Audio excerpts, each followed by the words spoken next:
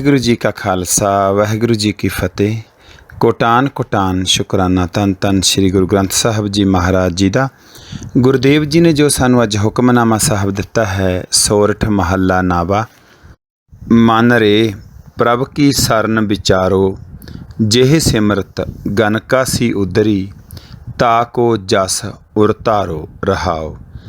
ਗੁਰੂ ਤੇਗ ਬਹਾਦਰ ਜੀ ਮਹਾਰਾਜ ਨੇ ਜਿਹੜੀ ਅੱਜ ਸਾਨੂੰ ਅਵਸਥਾ ਬਖਸ਼ਿਸ਼ ਕੀਤੀ ਹੈ, ਜੋ ਬਖਸ਼ਿਸ਼ ਕੀਤੀ ਹੈ ਕਿ ਅੱਜ ਦਾ ਦਿਹਾੜਾ ਅਸੀਂ ਕਿਸ ਤਰ੍ਹਾਂ ਬਤੀਤ ਕਰਨਾ ਹੈ, ਉਹ ਹੈ ਨਿਰਭੈ ਪਦ। ਨਿਰਭੈ ਪਦ ਹੁੰਦਾ ਨਿਰਭੈ ਜਦੋਂ ਅਸੀਂ ਕਿਸੇ ਦੇ ਭੈ ਦੇ ਥੱਲੇ ਨਹੀਂ ਹੈਗੇ, ਕਿਸੇ ਚੀਜ਼ ਦੇ ਡਰ ਦੇ ਥੱਲੇ ਨਹੀਂ ਹੈਗੇ। ਸ੍ਰੀ ਗੁਰੂ ਗ੍ਰੰਥ ਸਾਹਿਬ ਜੀ ਦੀ ਬਾਣੀ ਨੇ ਸਾਨੂੰ ਨਿਰਭਉ ਨਾਲ ਜੋੜਿਆ ਤੇ ਨਿਰਵੈਰ ਨਾਲ ਜੋੜਿਆ।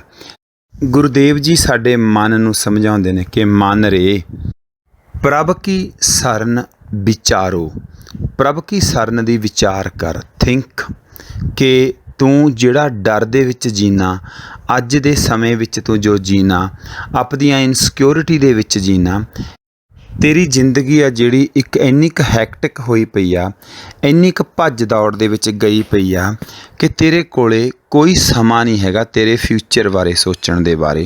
ਅਤੇ ਤੂੰ ਆਪਣੇ ਆਪ ਨੂੰ ਇੰਨਾ ਕੁ ਜ਼ਿਆਦਾ ਟੁਕੜਿਆਂ 'ਚ ਵੰਡ ਸੁੱਟਿਆ ਆ ਕਿ ਤੇਰੇ ਕੋਲੇ ਕੋਈ ਸਮਾਂ ਨਹੀਂ ਹੈਗਾ ਕਿ ਤੂੰ ਆਪਦਾ ਕੁਛ ਅੱਗੇ ਨੂੰ ਸਵਾਰ ਲਵੇਂ। ਸੋ ਮਹਾਰਾਜ ਅੱਜ ਕਹਿੰਦੇ ਨੇ ਕਿ ਪ੍ਰਭ ਕੀ ਸਰਨ ਵਿਚਾਰੋ।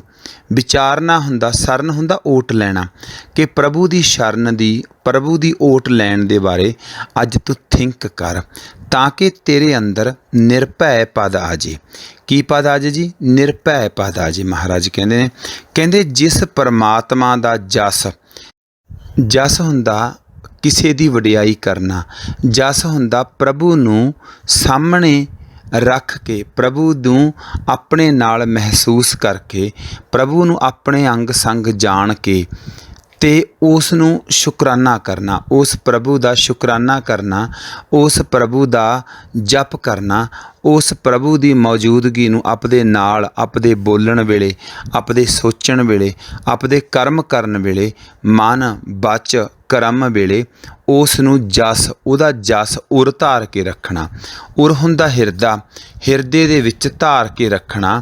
ਅਤੇ ਮਹਾਰਾਜ ਕਹਿੰਦੇ ਨੇ ਕਿ ਉਸ ਜਸ ਨੂੰ ਧਾਰਨਾ ਕਰ, ਉਹਦੇ ਬਾਰੇ ਥਿੰਕ ਕਰ, ਉਹਦੇ ਬਾਰੇ ਸੋਚਣਾ ਕਰ, ਕਿਉਂਕਿ ਉਸ ਪ੍ਰਭੂ ਨੂੰ ਸਿਮਰ ਕੇ ਜਿਹੜੀ ਉਹ ਇਸਤਰੀ ਸੀ, ਗਨਕਾ ਸੀ, ਪ੍ਰੋਸਟੀਚਿਊਟ ਸੀ, ਜਿਹੜੀ ਉਹ ਬੇਸ਼ਵਾ ਸੀ, ਦੇਖ ਉਹਦਾ ਉਧਾਰ ਹੋ ਗਿਆ ਸੀ।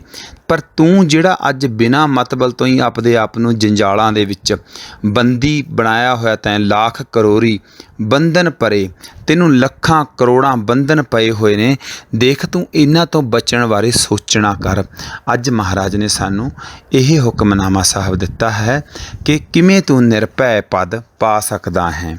ਅਤੇ ਗੁਰਦੇਵ ਜੀ ਕਹਿੰਦੇ ਨੇ ਕਿ ਜਿੱਦਾਂ ਦੇ ਤੂੰ ਕੰਮ ਹੁਣ ਕਰ ਰਿਹਾ ਹੈ ਨਾ, ਇਹ ਤੂੰ ਅੱਜ ਦਾ ਨਹੀਂ ਕਰਦਾ, ਇਹ ਕਈ ਜਨਮਾਂ ਦਾ ਕਰਦਾ ਆ ਰਿਹਾ ਪਿੱਛੇ।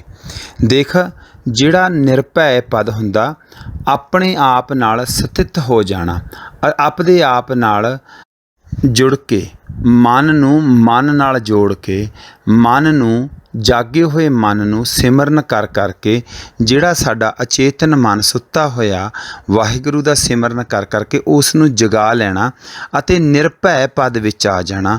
ਇਹ ਮੌਤ ਦੇ ਡਰ ਤੋਂ ਮੁਕਤ ਹੋ ਜਾਣਾ। ਮਹਾਰਾਜ ਕਹਿੰਦੇ ਵੀ ਇਹ ਜਿਹੜੇ ਤੂੰ ਕਰਮ ਡਰ ਦੇ ਵਿੱਚ ਪਿਆ ਹੋਇਆ, ਮੌਤ ਦੇ ਵਿੱਚ ਨਾ, ਇਹ ਤੂੰ ਅੱਜ ਦਾ ਨਹੀਂ ਹੈਗਾ, ਇਹ ਤੂੰ ਬਹੁਤ ਪਿਛਲੇ ਜਨਮਾਂ ਦਾ ਫਸਿਆ ਹੋਇਆ। ਜਨਮ ਜਨਮ ਭਰਮਤ ਫਿਰਿਓ, ਜਿਵੇਂ ਤੂੰ ਹੁਣ ਭਰਮਦਾ ਫਿਰਦਾ ਨਾ, ਜਿੰਨੀ ਤੂੰ ਹੁਣ ਅੱਜ ਦੇ ਸਮੇਂ ਦੇ ਵਿੱਚ ਤੇਰਾ ਕੋਈ ਧਿਆਨ ਨਹੀਂ ਹੈਗਾ, ਤੂੰ ਡਿਸਟਰੈਕਟਡ ਜੀਵਨ ਜੀ ਰਿਹਾ, ਇਹ ਅੱਜ ਦਾ ਨਹੀਂ ਤੂੰ ਜੀ ਰਿਹਾ, ਇਹ ਬਹੁਤ ਪੁਰਾਣਾ ਜੀਵਨ ਜੀ ਰਿਹਾ। ਮਹਾਰਾਜ ਕਹਿੰਦੇ ਕਿ ਜਨਮ ਜਨਮ ਭਰਮਤ ਫਿਰਿਓ, ਮਿਟਿਓ ਨਾ ਜਮ ਕੋ ਤਰਾਸ। ਤੇਰਾ ਜਮ ਦਾ ਡਾਰਾ ਜਿਹੜਾ ਉਹ ਨਹੀਂ ਮਿਟਿਆ, ਕਹੋ ਨਾਨਕ ਹਰ ਭਜ ਮਨਾ। ਤਾਂ ਇਹ ਕਿੱਦਾਂ ਮਿਟੂਗਾ? ਔਰ ਨਿਰਭੈ ਪਦ ਪਾਇਆ ਕਿੱਦਾਂ ਮਿਟੂਗਾ? ਮਹਾਰਾਜ ਕਹਿੰਦੇ ਵਾਹਿਗੁਰੂ ਦਾ ਨਾਮ ਭਜਣ ਦੇ ਨਾਲ, ਮਨ ਚਿੱਤ ਕਰਮ ਕਰਕੇ ਤੂੰ ਜਦੋਂ ਉਸ ਵਾਹਿਗੁਰੂ ਦਾ ਨਾਮ ਜਪੇਂਗਾ, ਤੇਰਾ ਭਾਈ ਇਹ ਜਿਹੜਾ ਜਮ ਦਾ ਤਰਾਸ ਆ ਨਾ, ਇਹ ਕੀ ਹੋ ਜਾਏਗਾ, ਮਿਟ ਜਾਏਗਾ। ਕਹੋ ਨਾਨਕ ਹਰ ਭਜ ਮਨਾ, ਨਿਰਭੈ ਪਾਵੈ ਵਾਸ। ਤੇਰਾ ਜਿਹੜਾ ਇਹ ਡਰਿਆ ਹੋਇਆ ਮਨ ਆ, ਇਹ ਨਿਰਭੈ ਦੇ ਵਿੱਚ ਚਲਾ ਜਾਊਗਾ, ਜਿੱਥੇ ਕੋਈ ਡਰ ਨਹੀਂ ਹੋਏਗਾ।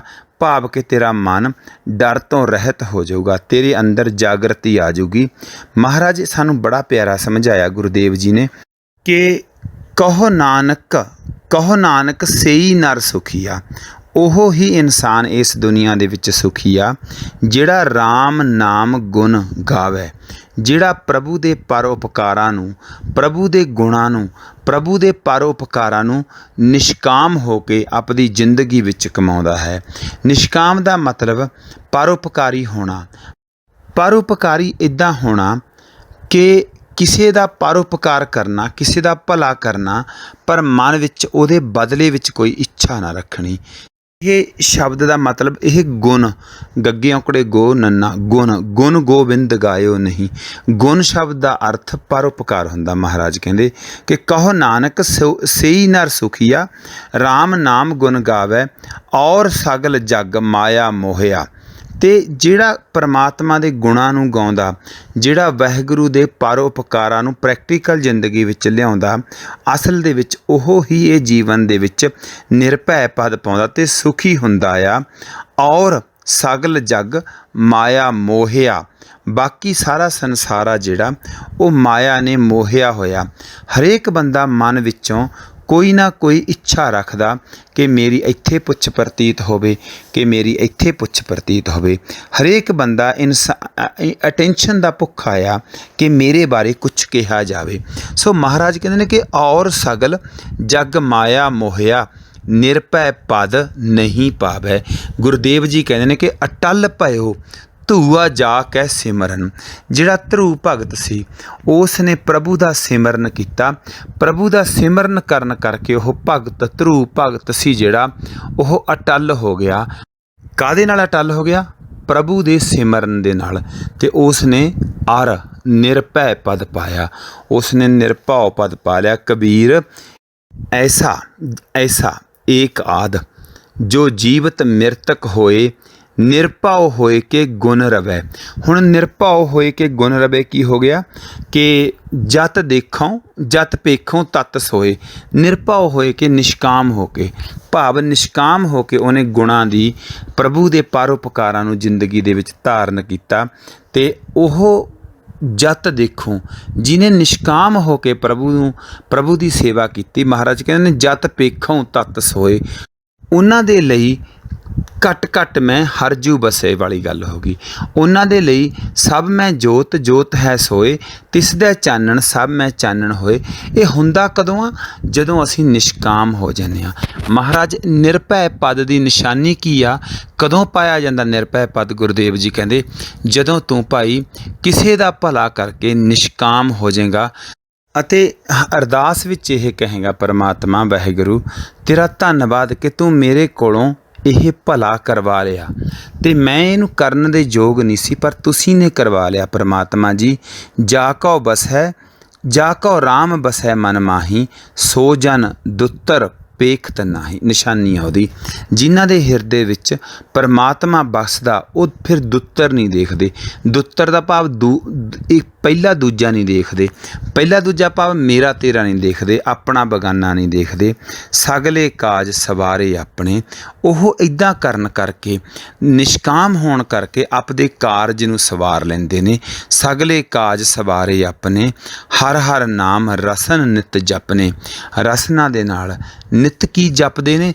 ਵਾਹਿਗੁਰੂ ਵਾਹਿਗੁਰੂ ਵਾਹਿਗੁਰੂ ਵਾਹਿਗੁਰੂ ਵਾਹਿਗੁਰੂ ਵਾਹਿਗੁਰੂ ਵਾਹਿਗੁਰੂ। ਹਰ ਹਰ ਨਾਮ ਰਸਨ ਨਿਤ ਜਪਨੇ, ਜਿਸ ਕੈ ਮਸਤਕ ਹਾਥ ਗੁਰ ਧਰੈ।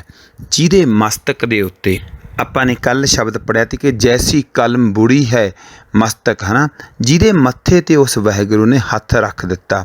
ਜਿਸ ਕੈ ਮਸਤਕ ਹਾਥ ਗੁਰ ਧਰੈ, ਸੋ ਦਾਸ ਆਦੇਸਾ ਕਾਹੇ ਕਰੇ। ਫਿਰ ਉਹਨੂੰ ਇਹ ਡਰ ਨਹੀਂ ਰਹਿੰਦਾ, ਮੌਤ ਦਾ ਡਰ ਨਹੀਂ ਰਹਿੰਦਾ। ਜਨਮ ਮਰਨ ਕੀ ਚੁੱਕੀ ਕਾਣ ਚੁੱਕੀ ਗਈ ਭਾਈ, ਭਾਵ ਕਿ ਨਿਰਭੈ ਪਦ ਪਾ ਲਿਆ। ਪੂਰੇ ਗੁਰ ਉੱਪਰ ਕੁਰਬਾਨ। ਇਹੋ ਜਿਹੇ ਵਾਹਿਗੁਰੂ ਦੇ ਉੱਤੇ ਭਾਈ ਕੁਰਬਾਨ ਜਾਣ ਵਾਲੀ ਗੱਲ ਆ। ਮਹਾਰਾਜ ਕਹਿੰਦੇ ਅਟਲ ਭਇਓ ਧੂ ਜਾ ਕੈ ਸਿਮਰਨ। ਜਿਹੜੇ ਵਾਹਿਗੁਰੂ ਦੇ ਸਿਮਰਨ ਦੇ ਨਾਲ ਜਿਵੇਂ ਧਰੂ ਅਟਲ ਹੋ ਗਿਆ, ਨਿਰਭਉ ਹੋ ਗਿਆ, ਉਸ ਤਰ੍ਹਾਂ ਤੂੰ ਵੀ ਸੋਚ, ਤੂੰ ਵੀ ਵਿਚਾਰ ਕਰ ਉਸ ਪ੍ਰਭੂ ਦੀ ਸ਼ਰਨ ਦੇ ਵਿੱਚ ਆਉਣ ਦੀ। ਮਨਾ ਇਹ ਗੱਲ ਨੂੰ ਤੂੰ ਧਿਆਨ ਰੱਖ, ਕਿਉਂਕਿ ਉਹ ਜਿਹੜਾ ਅਕਾਲ ਪੁਰਖ ਵਾਹਿਗੁਰੂ ਆ, ਦੁੱਖ ਹਰਤਾ ਇਹ ਬਿੱਧ ਕੋ ਸੁਆਮੀ, ਜਿਨ੍ਹਾਂ ਨੇ ਉਸ ਪ੍ਰਭੂ ਨੂੰ ਹਾਜ਼ਰ ਨਾਜ਼ਰ ਜਾਣ ਕੇ ਉਹਦਾ ਸਿਮਰਨ ਕੀਤਾ, ਉਹਦਾ ਜਸ ਗਾਇਆ, ਜਿਨ੍ਹਾਂ ਨੇ ਇਹ ਬਿੱਧ ਹੋ ਗਈ ਇਸ ਤਰੀਕੇ ਦੇ ਨਾਲ ਉਸ ਪ੍ਰਭੂ ਦਾ ਮਤਲਬ ਜਸ ਗਾਇਆ, ਦੁੱਖ ਹਰਤਾ, ਉਹਨਾਂ ਦੇ ਦੁੱਖ ਹਰੇ ਗਏ। ਪਰ ਦੁੱਖ ਹਰਤਾ ਇਹ ਬਿੱਧ ਕੋ ਸੁਆਮੀ, ਜਿਵੇਂ ਮੈਂ ਉੱਪਰ ਤੁਹਾਨੂੰ ਮਹਾਰਾਜ ਕਹਿੰਦੇ ਦੱਸੀ ਆ ਗੱਲ, ਤੈਂ ਕਾਹੇ ਵਿਸਰਾਇਆ। ਆ ਹੁਣ ਮੈਂ ਮੇਰੇ 'ਤੇ ਲਾਉਣਾ ਗੱਲ, ਤੁਸੀਂ ਆਪਦੇ 'ਤੇ ਲਾਇਓ ਗੱਲ। ਤੈਂ ਤੱਤੇ ਦਰਾਮਾ ਤੈਂ ਮਤਲਬ ਕਾਹੇ ਵਿਸਰਾਇਆ, ਤੂੰ ਦੱਸ ਕਿਉਂ ਭੁਲਾਇਆ ਹੋਇਆ ਉਸ ਪਰਮਾਤਮਾ ਨੂੰ। ਜਬ ਹੀ ਸ਼ਰਨ ਗਹੀ ਕਿਰਪਾ ਨਿਧ, ਉਸ ਅਕਾਲ ਪੁਰਖ, ਕਿਰਪਾ ਨਿਧ ਹੋ ਗਿਆ ਅਕਾਲ ਪੁਰਖ ਪਰਮਾਤਮਾ। ਜਦੋਂ ਹੀ ਸ਼ਰਨ ਗਹੀ ਦਾ ਮਤਲਬ ਹੋ ਗਿਆ ਪਕੜੀ, ਜਦੋਂ ਹੀ ਉਸ ਕਿਰਪਾ ਨਿਧ ਅਕਾਲ ਪੁਰਖ ਵਾਹਿਗੁਰੂ ਦੀ ਸ਼ਰਨ ਲਈ, ਭਾਵ ਕਿ ਸ਼ਰਨ ਦੇ ਵਿੱਚ ਆਇਆ। ਕੌਣ ਆਇਆ ਜੀ? ਹਾਥੀ, ਗਜ, ਗਰਾਹਾ ਹੁੰਦਾ ਕਿਸੇ ਦਾ ਨਿਵਾਲਾ ਬਣਨਾ, ਦੰਦੀ ਵੱਡੀ ਨਹੀਂ ਹੋਣੀ, ਹੈ ਨਾ। ਗਜ ਗਰਾਹਾ ਭਾਵ ਤੰਦੂਏ ਦਾ ਜਾਲ ਹੋ ਗਿਆ ਤੇ ਛੁੱਟਾ, ਉਹ ਤੰਦੂਏ ਦੇ ਜਾਲ ਤੋਂ ਛੁੱਟ ਗਿਆ। ਹੁਣ ਤੂੰ ਧਿਆਨ ਰੱਖ, ਗਜ ਕੌਣ ਆ ਹੁਣ ਇੱਥੇ? ਅੱਜ ਸਾਡੇ ਲਈ ਗਜ ਕੀ ਆ? ਕਿ ਮਨ ਤੋਂ ਮੈਗਲ ਹੋਏ ਰਹੇ ਹੋ, ਕਿਉਂ ਕਰ ਨਿਕਸਿਓ ਜਾਏ। ਹੁਣ ਸਾਡਾ ਜਿਹੜਾ ਮਨ ਆ ਅੱਜ ਦੇ ਸਮੇਂ ਵਿੱਚ, ਜਿਹੜਾ ਅੱਜ ਦਾ ਦਿਨ ਸਾਨੂੰ ਦਿੱਤਾ, ਇੱਥੇ ਗਜ ਕੌਣ ਹੋ ਗਿਆ? ਜਦੋਂ ਅਸੀਂ ਕਹਿੰਦੇ ਵੀ ਗੁਰਬਾਣੀ ਤੇ ਆਦ ਸੱਚ ਜੁਗਾਦ ਸੱਚ ਆ, ਹੈ ਨਾ, ਪਰ ਅੱਜ ਦਾ ਦਿਨ ਗਜ ਕੀ ਆ ਸਾਡੇ ਕੋਲੇ? ਅੱਜ ਗਜ ਆ ਸਾਡਾ ਮਨ। ਜਦੋਂ ਅਸੀਂ ਇਹਨੂੰ ਆਪਦੇ ਮਨ ਨੂੰ ਦੇਖਦੇ ਹਾਂ, ਮੈਂ ਆਪਦੇ ਮਨ ਨੂੰ ਦੇਖਦਾ, ਤੁਸੀਂ ਆਪਦੇ ਮਨ ਨੂੰ ਦੇਖਿਓ, ਇਹਦੇ ਵਿੱਚ ਗਜ ਕੀ ਹੁੰਦਾ? ਹਾਥੀ ਮਨ, ਮਤਲਬ ਬਾਣੀ ਦੇ ਵਿੱਚ ਆਉਂਦਾ ਨਾ ਕਿ ਮਨ ਤੋਂ ਮੈਗਲ ਹੋਏ ਰਹੇ ਹੋ। ਮਨ ਆ ਜਿਹੜਾ ਉਹ ਮੈਗਲ ਹੁੰਦਾ ਹਾਥੀ। ਅਤੇ ਹੁਣ ਉਹ ਹਾਥੀ ਨੂੰ ਗਰਾਹਾ ਤੰਦੂਏ ਨੇ, ਕਿਹੜੇ ਤੰਦੂਏ ਨੇ ਜਾਲ ਪਾਇਆ ਹੋਇਆ?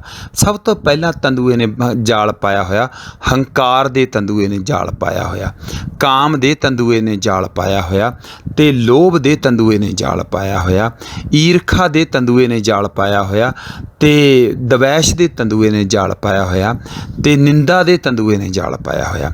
ਅੱਜ ਦੇਖਣਾ ਆਪਾਂ, ਮੈਂ ਆਪਦੇ ਨੂੰ ਦੇਖਦਾ, ਤੁਸੀਂ ਆਪਦੇ ਨੂੰ ਜ਼ਰੂਰ ਦੇਖਿਓ।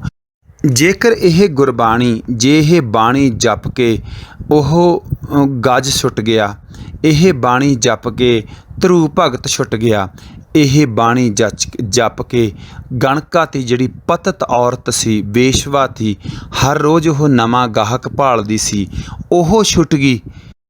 ਜੇਕਰ ਅਸੀਂ ਵਿਸ਼ਵਾਸ ਨਾਲ ਅਰਦਾਸ ਕਰਾਂਗੇ, ਸ਼ਰਨ ਵਿੱਚ ਜਾਵਾਂਗੇ, ਜਬ ਹੀ ਸ਼ਰਨ ਗਹੀ ਕਿਰਪਾ ਨਿਧ, ਜਦੋਂ ਅਸੀਂ ਆਪਦੇ ਆਪ ਨੂੰ ਸਰੈਂਡਰ ਕਰਾਂਗੇ, ਉਸ ਵਾਹਿਗੁਰੂ ਦੀ ਕਿਰਪਾ ਦੀ ਨਿੱਧ ਦੀ ਸ਼ਰਨ ਵਿੱਚ ਜਾਵਾਂਗੇ, ਸਾਡਾ ਮਨ ਵੀ ਇਹ ਜਿਹੜਾ ਗਜ ਮਾਨਾ ਸਾਡਾ ਗਰਾਹਾ, ਜਿਹੜਾ ਕਾਮ ਨੇ ਇਹਨੂੰ ਫੜਿਆ ਹੋਇਆ ਤੰਦੂਏ ਨੇ, ਹੈ ਨਾ, ਗਰਾਹਾ ਤੇ ਛੁੱਟਾ, ਜੇ ਇਹ ਛੁੱਟ ਸਕਦਾ, ਸਾਡਾ ਮਨ ਵੀ ਛੁੱਟ ਸਕਦਾ। ਸਾਨੂੰ ਇਹ ਵਿਸ਼ਵਾਸ ਗੁਰੂ ਜੀ ਦੀ ਬਾਣੀ ਦੇ ਉੱਤੇ 100% ਲਿਆਉਣਾ ਪਊਗਾ। ਜਾ ਕੇ ਹਿਰਦੇ ਵਿਸ਼ਵਾਸ ਪ੍ਰਭ ਆਇਆ, ਤਤ ਗਿਆਨ ਤਿਸ ਮਨ ਪ੍ਰਗਟਾਇਆ। ਮਹਾਰਾਜ ਕਹਿੰਦੇ ਨੇ ਕਿ ਭਾਈ ਇਹ ਵਿਸ਼ਵਾਸ ਲਿਆਏਗਾ ਨਾ, ਮਹਿਮਾ ਨਾਮ ਕਹਾਂ ਲਾਓ ਵਰਨੋ, ਫਿਰ ਤੈਨੂੰ ਇਹ ਗੱਲ ਜ਼ਰੂਰ ਪਤਾ ਲੱਗੂਗੀ ਕਿ ਮਹਿਮਾ ਨਾਮ ਕਹਾਂ ਲਾਓ ਵਰਨੋ, ਮੈਂ ਤੇਰੇ ਨਾਮ ਦੀ ਪਰਮਾਤਮਾ ਮਹਿਮਾ ਵਰਣਨ ਨਹੀਂ ਕਰ ਸਕਦਾ, ਕਿਉਂਕਿ ਵਿਸ਼ਵਾਸ ਦਾ ਆ ਜਾਣਾ ਹੀ ਗਿਆਨ ਦਾ ਪ੍ਰਗਟ ਹੋ ਜਾਣਾ ਹੈ। ਰਾਮ ਕਹਿਤ ਬੰਧਨ ਤੇਹ ਟੁੱਟਾ, ਇਹ ਜਿਹੜੇ ਵਾਸ਼ਨਾਵਾਂ ਦੇ ਬੰਧਨ ਨੇ ਇਹ ਟੁੱਟ ਗਿਆ। ਅਜਾਮਲ ਪਾਪੀ ਜਗ ਜਾਣੇ, ਨਿਮਖ ਮਾਹੇ ਨਿਸਤਾਰਾ, ਉਹਦਾ ਨਿਮਖ ਛਿਨ ਦੇ ਵਿੱਚ, ਅੱਖ ਝਮਕਣ ਦੇ ਸਮੇਂ ਵਿੱਚ ਉਸ ਪ੍ਰਭੂ ਨੇ ਉਸ ਵਾਹਿਗੁਰੂ ਦਾ ਨਿਸਤਾਰਾ ਕਰ ਦਿੱਤਾ, ਜਿਹੜਾ ਐਡਾ ਵੱਡਾ ਪਾਪੀ ਸੀ। ਅਤੇ ਜੱਗ ਵਿੱਚ ਜਾਣਿਆ ਹੋਇਆ ਪਾਪੀ ਸੀ। ਐ ਛੋਟਾ ਮੋਟਾ ਪਾਪੀ ਵੀ ਨਹੀਂ ਸੀ ਹੈਗਾ, ਜੱਗ ਦੇ ਵਿੱਚ ਜਾਣਿਆ ਹੋਇਆ ਪਾਪੀ ਸੀ। ਅਤੇ ਜਿਸ ਨੇ ਆਪਦੇ ਗੁਰੂ ਨੂੰ ਛੱਡ ਕੇ ਵੇਸ਼ਵਾ ਦੇ ਨਾਲ ਵਿਆਹ ਕਰਾਇਆ, ਫਿਰ ਉਸ ਵੇਸ਼ਵਾ ਦੇ 6 ਪੁੱਤ ਜਾਏ ਵੇਸ਼ਵਾ, ਪਾਪਾਂ ਦੇ ਫਲ ਇੱਛੇ ਲਹਿਆ, ਪੁੱਤ ਉਪੰਨਾ ਸੱਤਵਾਂ, 9 ਧਰਨ 9 ਚਿੱਤ ਉਹ ਮਹਿਆ, ਗੁਰੂ ਦੁਆਰੇ ਜਾਏ ਕੇ ਗੁਰਮੁਖਾਂ 9 ਨਾਰਾਇਣ ਕਹਿਆ। ਅੰਤ ਕਾਲ ਜਮਦੂਤ ਵੇਖ, ਜਦੋਂ ਅਜਾਮਲ ਨੂੰ ਜਮਦੂਤ ਲੈਣ ਵਾਸਤੇ ਆਏਗੇ ਤਾਂ ਉਹ ਜਮਦੂਤਾਂ ਨੂੰ ਦੇਖ ਕੇ ਅਜਾਮਲ ਕਹਿੰਦਾ, ਅੰਤ ਕਾਲ ਜਮਦੂਤ ਵੇਖ, ਪੁੱਤ ਨਾਰਾਇਣ ਬੋਲੇ ਸ਼ਹਿਆ। ਅਤੇ ਉਸ ਨੇ ਨਾਰਾਇਣ ਦਾ ਨਾਮ ਲਿਆ। ਅਤੇ ਮਹਾਰਾਜ ਕਹਿੰਦੇ ਭਾਈ ਉਹ ਨਿਮਖ ਮਾਹੇ ਨਿਸਤਾਰਾ, ਅਤੇ ਉਹ ਨਾਰਾਇਣ ਉਹਨੂੰ ਛੱਡ ਕੇ ਸਵਰਗਾਂ ਨੂੰ ਲੈ ਗਏ। ਇੱਦਾਂ ਪਰਮਾਤਮਾ ਦੀ ਬਾਣੀ ਦਾ ਅਸਰ ਆ। ਨਾਨਕ ਕਹਿਤ ਚੇਤ ਚਿੰਤਾ ਮਨ, ਤੂੰ ਵੀ ਉਸ ਚਿੰਤਾ ਮਨ ਨੂੰ, ਤੇਰੇ ਮਨ ਦੀਆਂ ਚਿਤਵਣੀਆਂ ਨੂੰ ਜਿਹੜਾ ਵਾਹਿਗੁਰੂ ਪੂਰੀਆਂ ਕਰਦਾ, ਉਸ ਦਾ ਚੇਤ ਕਰ, ਉਸ ਦਾ ਧਿਆਨ ਕਰ। ਨਾਨਕ ਕਹਿਤ ਚੇਤ ਚਿੰਤਾ ਮਨ, ਤੈਂ ਵੀ ਉੱਤਰ ਹੈ ਪਾਰਾ, ਤੇਰਾ ਵੀ ਪਾਰਾ ਹੋ ਜਾਏਗਾ। ਗੁਰੂ ਜੀ ਨੇ ਸਾਨੂੰ ਯਕੀਨ ਦਿੱਤਾ ਹੈ। ਤੈਂ ਵੀ ਦੇਖ ਜਿਵੇਂ ਇਹਨਾਂ ਦਾ ਹੋ ਗਿਆ। ਹੁਣ ਸਾਡਾ ਕੀ ਫਰਜ਼ ਆ? ਅਸੀਂ ਸਿਰਫ ਗੁਰੂ ਜੀ ਦੀ ਬਾਣੀ ਨੂੰ ਸੱਤ ਕਰਕੇ ਮੰਨਣਾ, ਕਿਉਂਕਿ ਸਤਿਗੁਰ ਕੀ ਬਾਣੀ ਸਤ ਸਰੂਪ ਹੈ, ਹਾਹੇ ਦਿਲਾਈਆਂ ਹੈ ਗੁਰਬਾਣੀ ਬਣੀਏ। ਜਦੋਂ ਇਸ ਗੁਰਬਾਣੀ ਨੂੰ ਗੁਰੂ ਦੇ ਬੋਲ ਕਰਕੇ ਮੰਨਾਂਗੇ, ਅਤੇ ਆਹ ਮਹਾਰਾਜ ਨੇ ਯਕੀਨ ਦੇ ਨਾਲ ਸਾਨੂੰ ਮੋਹਰ ਲਾ ਕੇ ਦਿੱਤੀ, ਤੈਂ ਵੀ ਉੱਤਰ ਹੈ ਪਾਰਾ, ਭਾਈ ਤੇਰਾ ਵੀ ਪਾਰ ਉਤਾਰਾ, ਭਾਵ ਕਿ ਤੂੰ ਵੀ ਇਸ ਸੰਸਾਰ ਸਮੁੰਦਰ ਤੋਂ ਮੁਕਤ ਹੋ ਜਾਏਗਾ।